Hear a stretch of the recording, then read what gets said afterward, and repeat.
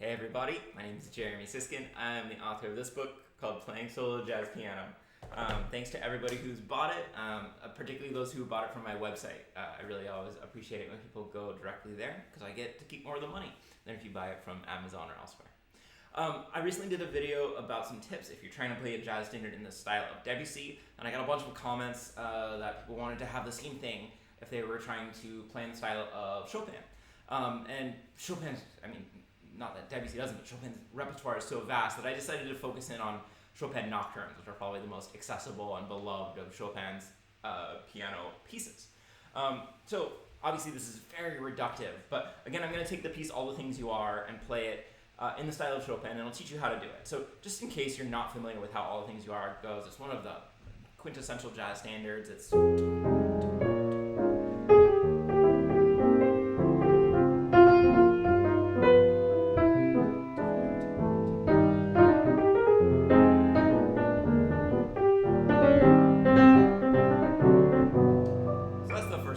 that's all you really need to know. So, okay, how are we going to bring this into Chopin style? The first thing we want to do is simplify the harmony, or simplify probably isn't the right word. We want to make it more appropriate to Chopin's era and his style. And so he just doesn't use as many seventh chords as we do in jazz. He does use occasional seventh chords and occasional ninth chords.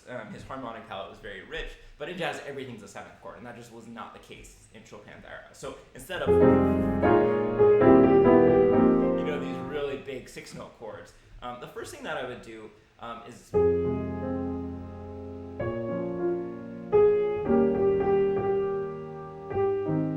there the melody's the 7th, so there's not really a lot you can do about it. I would reduce it down to simple triads and dominant 7th chords. And as you're doing this, one thing I didn't mention in this small note is I would add in some inversions. So instead of having the bass kind of going around leaping in the circle of fifths like it does in the piece, I would try to have a more stationary bass. So maybe experiment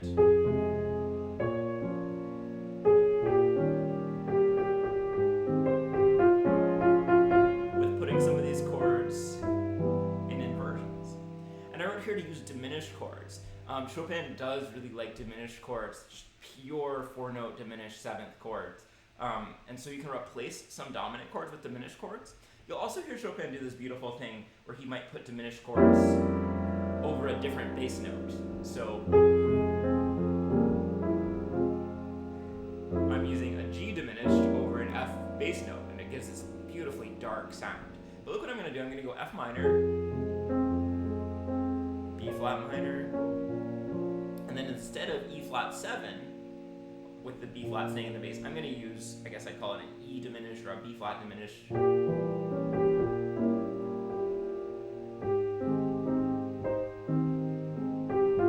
And again here, instead of a G7,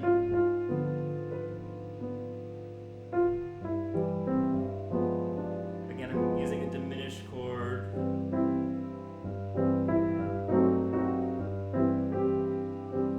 It's a very simple thing. Again, very reductive of Chopin's style, but it is really nice, and it will remind people of that Chopin sound that we love. By the way, he also does use some augmented chords, and that's kind of interesting to experiment. We could also replace the dominant chords here with augmented chords.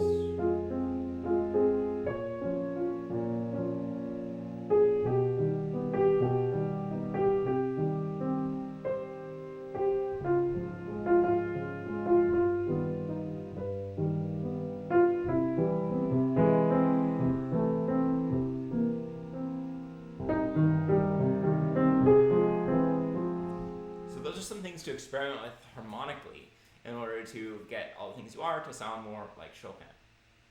The second thing is, as you go through the nocturnes, there's so many really rich, interesting, and repetitive left-hand patterns. Say what you will about Chopin, but he chooses a left-hand pattern, and he mostly tends to stick with it for large chunks of time for sections or pieces. And it is very different than if I was going to play the solo piano, because these left-hand patterns are really beautiful and intricate, and they do take a lot of my mind. And by the way, that's one of the reasons I'm using All the Things You Are, because it has this nice long note melody. So I can focus in on the left-hand pattern. So let's look at 3 that I've just stolen from some of Chopin's nocturnes.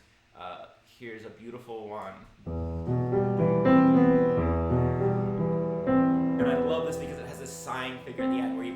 dissonance, and then it becomes a consonance, right? It's that flat 6 leading to the 5th. So we could find something like that for All the Things You Are.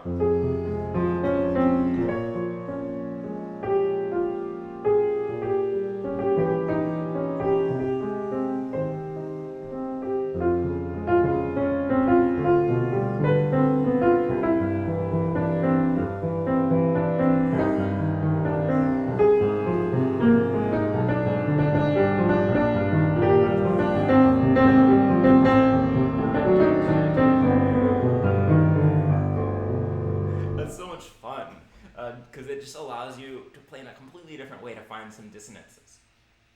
This is, of course, the famous one from Opus 9, number 2. I think I'm saying that right. Right. And Chopin does this a lot in his accompaniments. I call these interlocking sixths, where you play an interval and then the next interval has a note in the middle between those 2 notes. So we could definitely find something like that for All the Things You Are, right?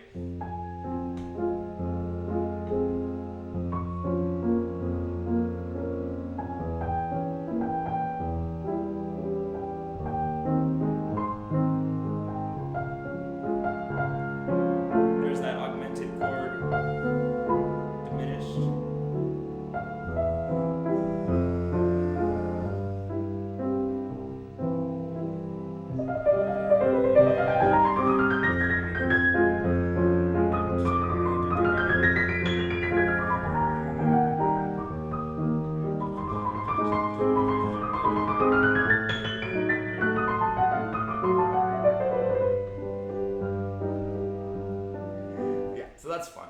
And then here's another one from another beautiful nocturne. It's not so different than the first one, but nice to experiment with.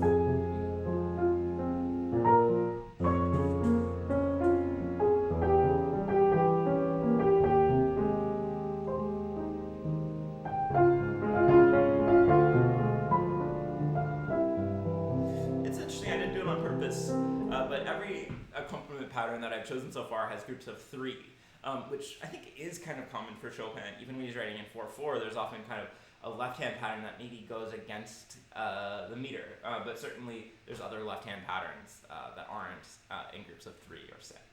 So steal your left-hand pattern. There's so many. Look through the preludes, look through the etudes. There's so many interesting things. One kind of side note is what's this prelude that has the melody in the left hand and repeated notes in the right hand? But I could definitely imagine.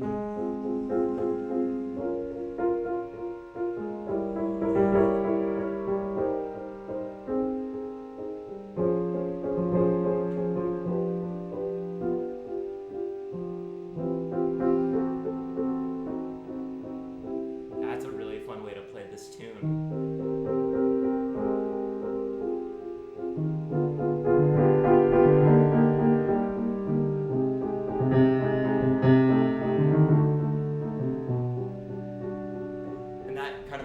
Some inversions for you, which are actually really beautiful. I like that. I'm going to use that. I just discovered that now. Fun.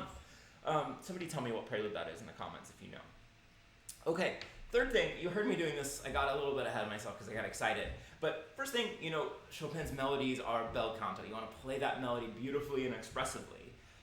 Don't be afraid of having long notes. And then add ornaments in the right hand, right? In so many of Chopin's nocturnes, he states the melody once relatively, I don't want to say plainly, but relatively directly. And then as the melody repeats and repeats, it gets more and more complex. There's more and more ornaments. And when we think about ornaments, here's a few things to think about. Trills.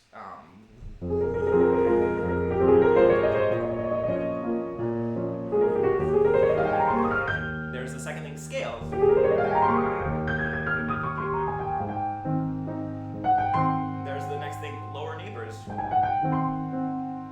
I'd call that a turn.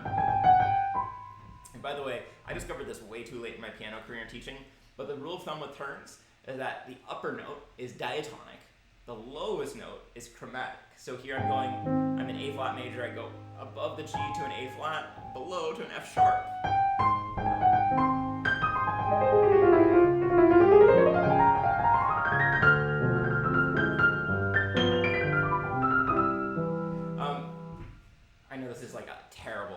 bastardized, lame version of Chopin. So I'm sorry for you Chopin fans out there. One thing, if you've ever played in these nocturnes, you know that not everything fits evenly into the rhythm, right? He likes putting in these weird tuplets, groups of 10, groups of 14, groups of 7. So one thing that you can do, which is kind of fun, is just aim for a note and then just get there by the time that you play your left hand, instead of thinking, it must be 16 notes, they must be triplets,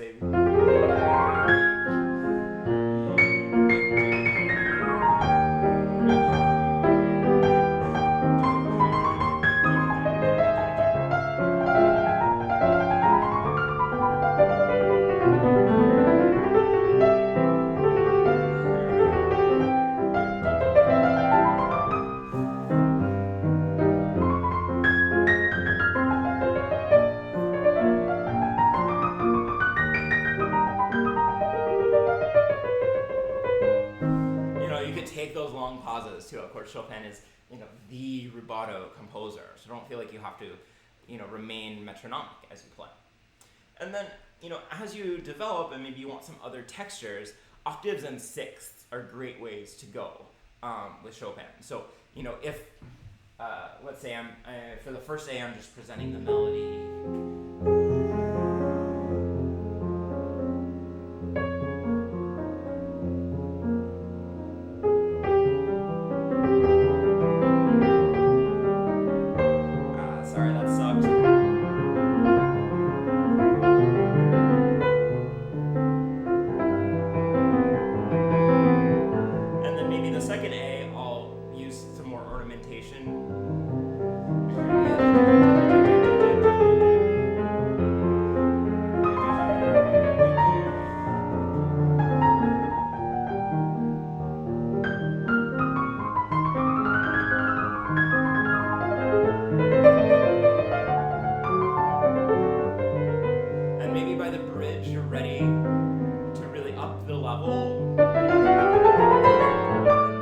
Octaves are great. And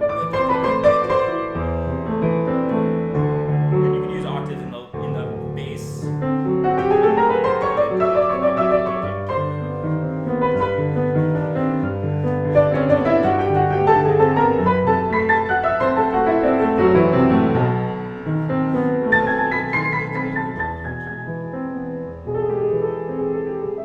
I also love sixth, and it's very common for Chopin style. I one of my favorite and most practiced pieces is his sixth etude.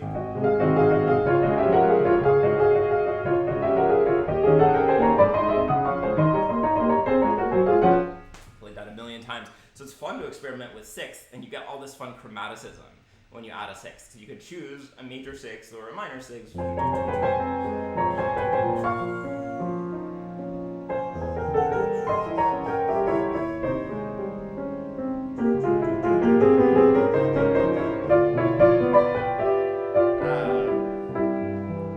Practice on this thing. So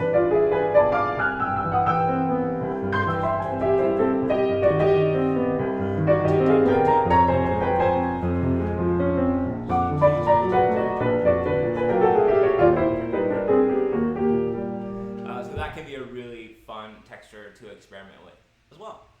So that's it for today. Please like, subscribe, check out my book, Playing Solo Jazz Piano. There is a whole chapter there about playing, using classical pieces as inspiration for jazz arrangements. So if you enjoy this kind of thing, there's a lot more to explore in that book. Hope you enjoyed this, and I'll see you soon.